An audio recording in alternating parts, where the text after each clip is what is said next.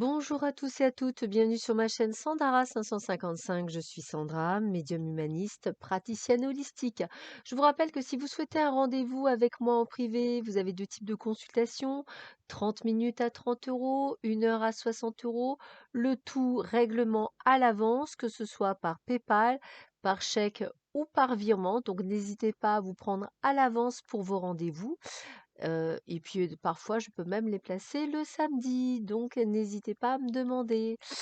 Nous sommes le mercredi 18 novembre, c'est la Sainte Aude, donc je souhaite une très, très bonne fête à tous les Audes qui nous écoutent. Et puis la petite phrase, du jour est de saint Augustin: «Les temps sont mauvais, soyons bons et les temps seront bons car nous sommes le temps». Je répète: «Les temps sont mauvais, soyons bons et les temps seront bons car nous sommes le temps». Allez, nous allons voir tout de suite ce que cette formidable journée va nous apporter. Alors, en amour, on va vous demander de méditer, c'est-à-dire de prendre du temps pour vous, de vous recentrer sur vous. Pourquoi? Pour être à l'écoute. Alors, franchement, c'est juste merveilleux pour être à l'écoute. C'est vraiment ça. C'est pour être à l'écoute. Vous allez me dire à l'écoute de quoi? Eh bien, à l'écoute d'un message de l'au-delà. Donc ça m'a l'air d'être un très, très important pour certains et certaines d'entre vous.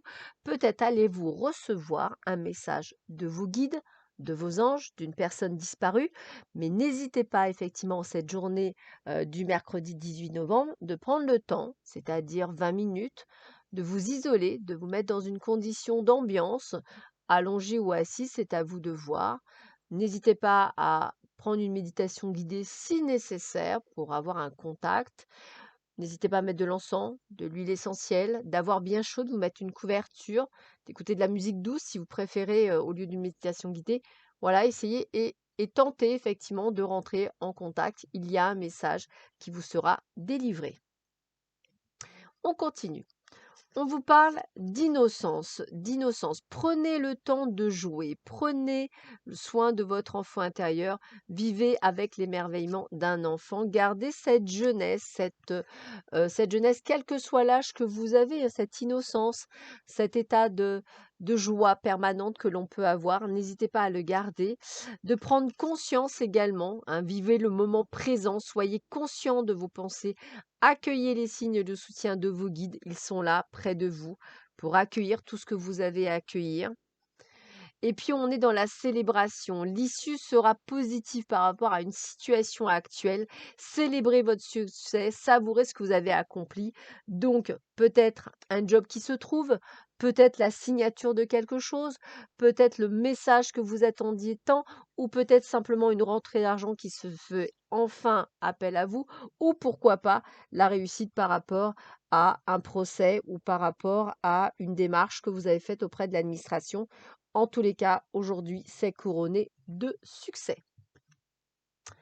Alors, le vieux sage, des conditionnements sont à déprogrammer pour être vraiment vous-même. Voilà, donc enlevez toutes ces croyances limitantes qui ne vous empêchent d'être qui vous êtes réellement, dont on vous a mis le tout dans le cerveau depuis plusieurs années, voire générations. Donc essayez effectivement de vous sortir et de vous déprogrammer de tout cela, simplement pour vivre en conscience. Avec la fée, on vous demande de faire appel à votre pouvoir créateur et d'inviter la féerie dans votre vie. Vous pouvez décider du choix que vous voulez mettre dans votre vie. Par contre, je vois qu'effectivement, avec la trahison, on vous demande effectivement de laisser de côté les blessures de passé pour guérir votre cœur et d'être justement dans cette joie et dans cette créativité. C'est peut-être ça qui peut effectivement aujourd'hui vous empêcher d'aller de l'avant. On a les animaux aujourd'hui. Alors, l'énergie des animaux reflète notre nature instinctive en nous offrant l'appui de leurs dons et capacités. Quand on parle d'instinct, nous pensons plutôt à un sentiment viscéral, à l'intuition ou à des aptitudes psychiques. Jouer ou travailler avec des animaux ou simplement les observer, que ce soit de façon directe ou symbolique, nous met en contact avec notre propre nature animale, un aspect de nous-mêmes souvent réprimé. Nous faisons un. La vie est la vie. Elle coule depuis une même source en se manifestant sous différentes espèces. Nous sommes tous des affluents de la source unique contribuant à l'incessante expansion de l'amour et de la lumière.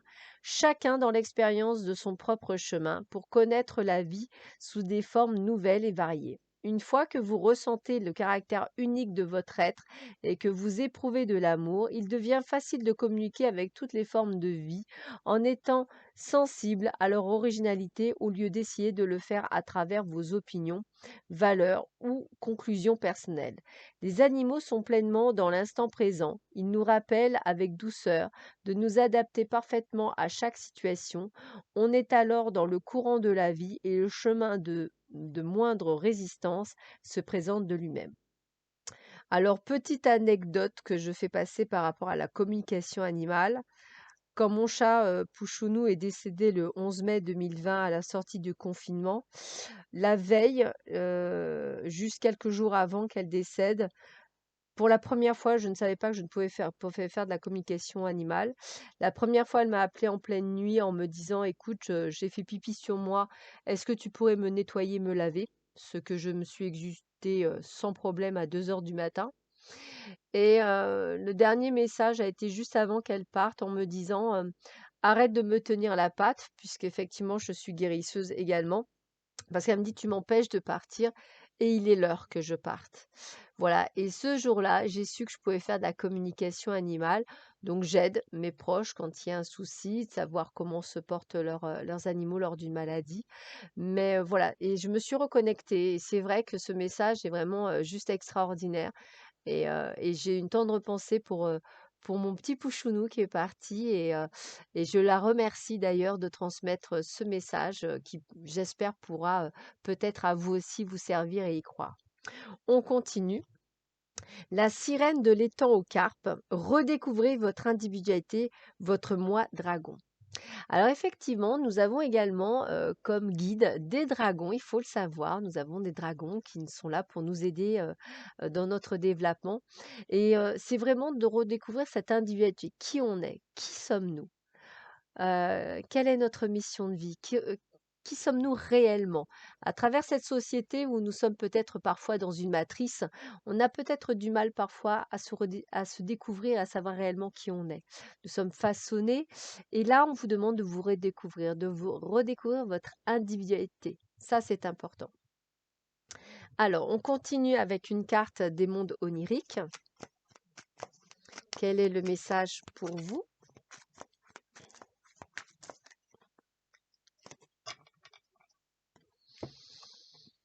Le cavalier de bâton. Regardez comme elle est belle cette carte. Le cavalier de bâton. Magnifique carte. Regardez comme il est beau ce cheval particulier. Il chevauche un lion. Il est juste extraordinaire. Alors, cavalier de bâton. Quel est le message du cavalier de bâton? Alors, il est où? Il est là. Alors, le cavalier de bâton annonce le changement et la progression vers un but. C'est un être vibrant d'audace et de passion. Son esprit resplendit des flammes que symbolise la série des bâtons et l'image du feu, le pelage flamboyant du lion qui lui sert de monture, de même que ses surveillants les renards qui illuminent le bois alors qu'il fuse parmi les arbres. Le vent balaye du bout des doigts ses cheveux et il rit joyeusement de cette sensation et de la puissance bridée dans les muscles du lion, dont le corps s'étend et se replie sous lui.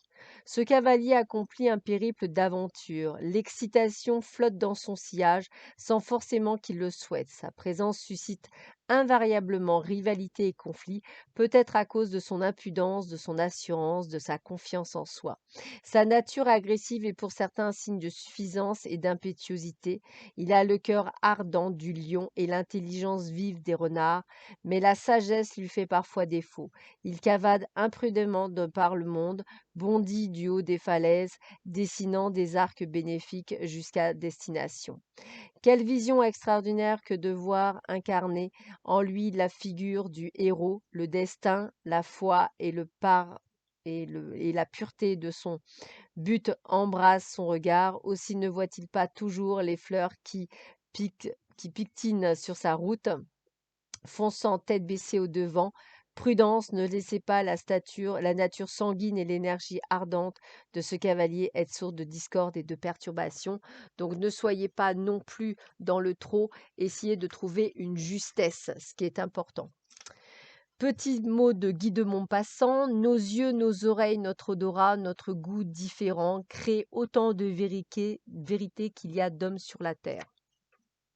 Voilà, nos yeux, nos oreilles, notre odorat, notre goût différent créent autant de vérité qu'il y a d'hommes sur la terre. Guy de Maupassant. Et dernier petit message pour vous, la compassion est un état de constant don de soi envers les autres. La compassion est un état de constant don de soi envers les autres. Sur ces belles paroles, je vous souhaite à tous et à toutes une excellente journée. Je vous dis à très vite sur ma chaîne. Prenez bien soin de vous. À bientôt. Au revoir.